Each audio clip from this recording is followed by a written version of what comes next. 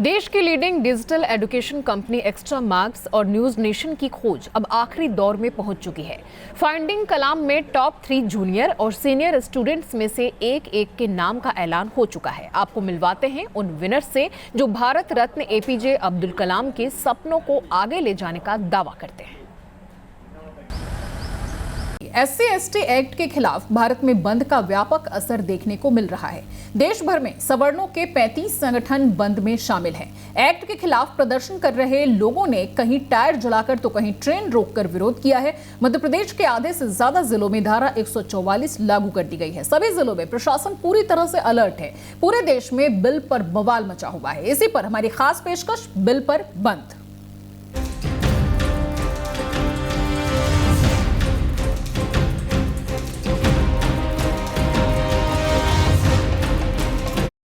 और इस वक्त कई शहरों से हमारे संवाददाता हालात पर नजर बनाए हुए हैं और हमारे साथ भी जुड़ रहे हैं, हमें अपडेट्स देंगे। सबसे पहले भोपाल का रुख कर लेते हैं। भोपाल में नीरज श्रीवास्तव हमारे साथ जुड़ चुके हैं। नीरज, जानना चाहेंगे कि यहाँ पर काफी संवेदनशील माना जा रहा है भोपाल में, जिस तरह की स्थिति कल से ही बनी हुई है और ड्रोन के जरिए यहाँ पर निगरानी की जा रही है। फिलहाल वहाँ पर हालात क्या है? पहले हम आपको बता दें कि इस समय हम भोपाल के बोर्ड ऑफिस चौराहे पर हैं और यहाँ कई संस्थाएं आरक्षण के खिलाफ जो है एक्ट के खिलाफ प्रदर्शन करने पहुंची हुई हैं। मेरे साथ जो है करणी सेना के सदस्य मौजूद हैं और ये सरकार को चूड़ियां भेंट करने पहुंचे हैं। यहाँ तस्वीरों में आप देखें तो चूड़ी और सिंदूर लेकर ये पहुंचे हुए हैं और ये इस तरह का प्रदर्शन कर रहे हैं। इस एक्ट में बदलाव के खिलाफ विरोध जताने का ये सांकेतिक तरीका है। बिल्कुल, आपके पास वापस लौटेंगे। ग्वालियर का रुख कर लेते हैं। ग्वालियर से हमारे संवाददाता विनोद शर्मा हमारे साथ जुड़ गए हैं। ग्वालियर में भी सभी दुकानें बंद की गई हैं। विनोद, जिस तरह से व्यापक असर देखने को ग्वालियर में भी मिल रहा है, तस्वीरें भी हम लगातार देख रहे हैं। और कल जिस तरह से आह्वान किया गया था, तमाम जो संगठन इसमें शरीक हो रहे हैं कि व्यापारी अपनी दुकानें बंद रखें, इसका क्या असर देखने को मिल रहा है? क्या तमाम व्यापारी उनके साथ हैं, दुकानें बंद हैं? और यहाँ भी ड्रोन के जरिए जिस तरह से निगरानी की बात की गई थी, क्या वो हो रहा है? देखिए, सुरक्षा व्यवस्था में अभी तक किसी भी प्रकार की कोई चूक दिखाई नहीं दी है, क्योंकि पिछले आधा घंटे से लगातार हम आईजी ग्वालियर के साथ साथ थे और बहुत सारी जगह और लोकेशन पर उन्होंने मॉनिटरिंग किया है। और बाद में जब हमारी उनसे बात हुई तो उन्होंने ये कहा है कि पूरे संभाग में, ग्वालियर जिले में कहीं भी कोई अप्रिय घटना या हिंसा का समाचार नहीं मिला है। बिल्कुल, चलिए जबलपुर का रुख कर लेते हैं। दुर्गेश हमारे साथ। दुर्गेश, जिस तरह से एक नया नारा जबलपुर में देखने सुनने को मिल रहा है, आज सुबह से ही कई इस तरह की तस्वीरें हमने देखी हैं, सोशल मीडिया पर भी छाया हुआ है कि नौकरी प्रमोशन कोटा में वोट पड़ेगा नोटा में। सबसे ज्यादा जो वोट दिया था वो सवर्णों का ही कहा जाता है कि सबसे ज्यादा परसेंटेज रहा था, चाहे केंद्र सरकार की बात करें, खासकर बीजेपी की बात करें। लेकिन अब लोग काफी ज्यादा निराश हैं, नोटा की बात कर रहे हैं।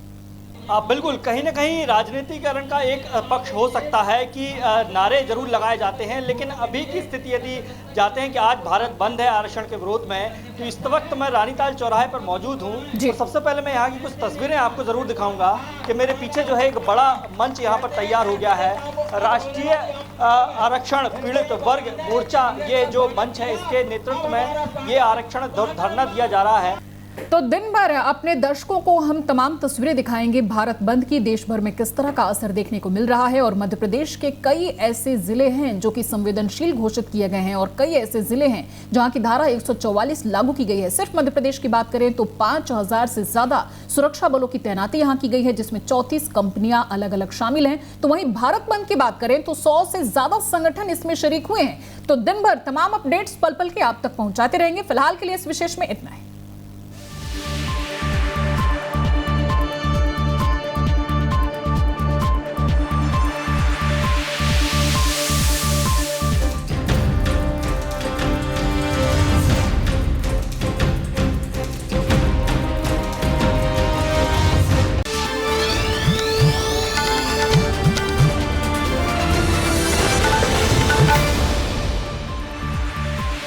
स्वागत है आपका, नमस्कार। मैं हूं आपके साथ श्वेता जया पांडे। आप देख रहे हैं नेशन टुडे। वक्त है तमाम खबरें आप तक पहुंचाने का, लेकिन सबसे पहले हेडलाइंस।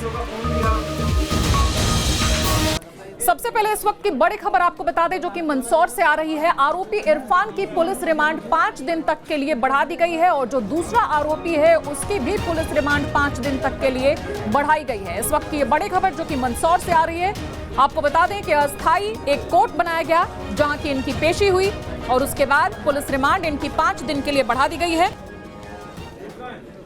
मंदसौर मामले में 2 चश्मदीदों के सामने आने से अब ये मामला और पेचीदा हो गया है। आपको बता दें कि बच्ची की जिसने मदद की थी वो उसका हमउम्र एक बच्चा है और उसके साथ ही एक दूसरा शख्स भी जो कि चश्मदीद है वो सामने आया है।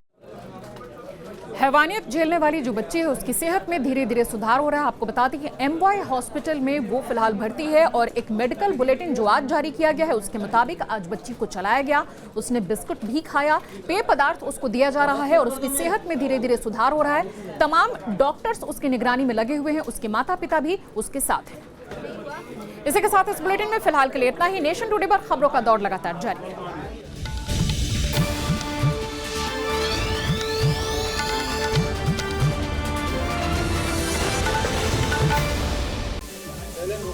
आप देख रहे हैं न्यूज स्टेट, स्वागत है आपका। नमस्कार, मैं हूं आपके साथ श्वेता जया पांडे। बुलेटिन में तमाम खबरें होंगी लेकिन सबसे पहले सुर्खियां।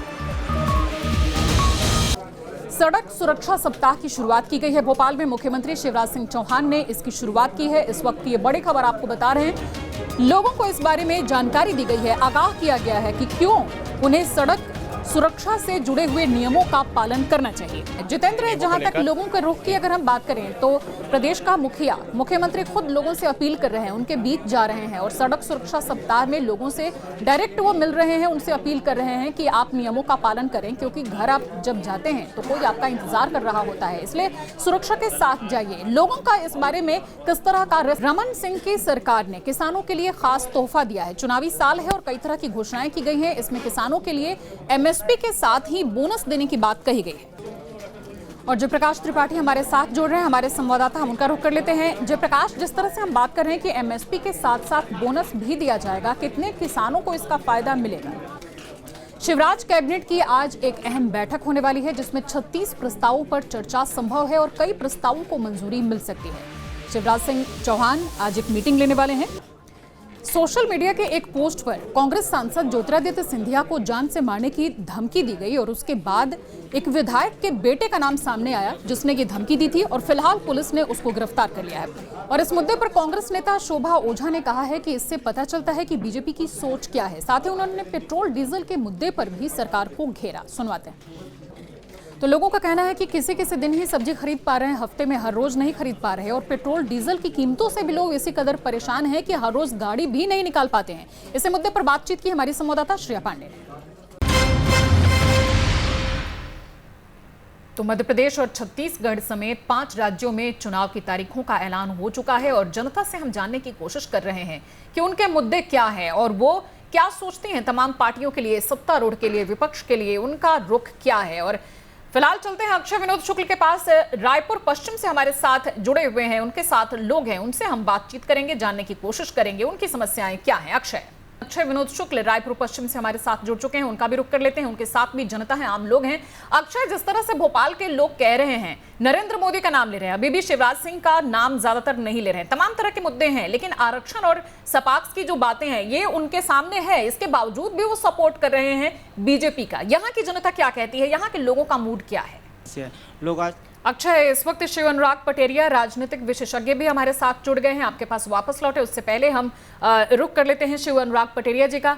सर, जिस तरह से हम बात कर रहे हैं कि मध्य प्रदेश और छत्तीसगढ़ में मुद्दे क्या हैं और जनता का मूड क्या है, तारीखों का ऐलान हो चुका है, अगर मुख्य मुद्दों की बात करें और कमजोरी की बात करें बीजेपी और कांग्रेस दोनों ही पार्टियों की, आपको क्या लगता है मध्य प्रदेश के लिए?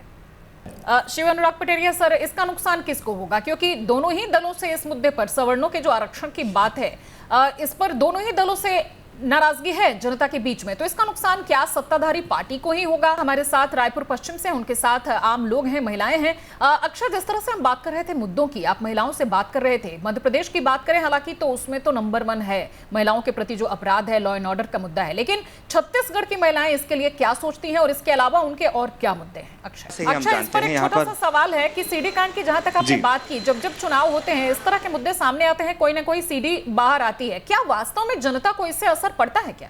तो क्या वास्तव में टिफिन, जूते, चप्पल और इस तरह की चीजों को बांटने से जनता खुश होती है क्या, या उन्हें रोजगार चाहिए और उनकी समस्याओं से उनको छुटकारा चाहिए? जितेंद्र, हम लोगों से जानने की कोशिश कर रहे हैं कि उनकी समस्याएं क्या हैं। जिस तरह से यात्राएं निकाल रहे हैं यहाँ के मुख्यमंत्री, अभी तक निकालते रहे हैं और उन यात्राओं में खुलकर बोलते रहे हैं कि उन्होंने जितना काम किया उतनी पिछली किसी भी सरकार ने नहीं किया। जाहिर सी बात है, सरकार इसके पहले अगर हम दिग्विजय सिंह की बात करें तो उनकी सरकार की ही बात होती है और कांग्रेस के पास वास्तव में कुछ बताने के लिए नहीं है कि वो क्या करेंगे, इसके सिवाय कि इस सरकार ने गलत क्या किया ये बताने की। क्या इसका फायदा और इन यात्राओं का फायदा शिवराज सिंह सरकार को मिलेगा? अभी प्रत्याशियों के नामों की घोषणा हालांकि ज्यादातर नहीं हुई है, लेकिन जो भी प्रत्याशी सामने आएंगे उसको किस आधार पर ये लोग वोट देंगे? पार्टी के आधार पर, जातिगत आधार पर, पर्सनल उस शख्स ने क्या काम किया है इस आधार पर, या जो यहाँ की सरकार ने विकास और दूसरे काम नहीं किए हैं जिससे कि नाराजगी है इनमें, इस आधार पर? शिव अनुराग पटेरिया राजनीतिक विशेषज्ञ भी हमारे साथ हैं, एक बार फिर से उनका रुख करते हैं। सर, हमने मध्य प्रदेश की तमाम समस्याओं की बात की और वहां के मुद्दों की बात की। अब अगर हम छत्तीसगढ़ की बात करें तो वहां की मुख्य समस्याएं क्या हैं, वहां के मुद्दे क्या हैं, और दो राजनीतिक जो वहां पार्टियां हैं उनके बीच में जो तीसरी पार्टी आई है, जो सेंधमारी हुई है, उसका असर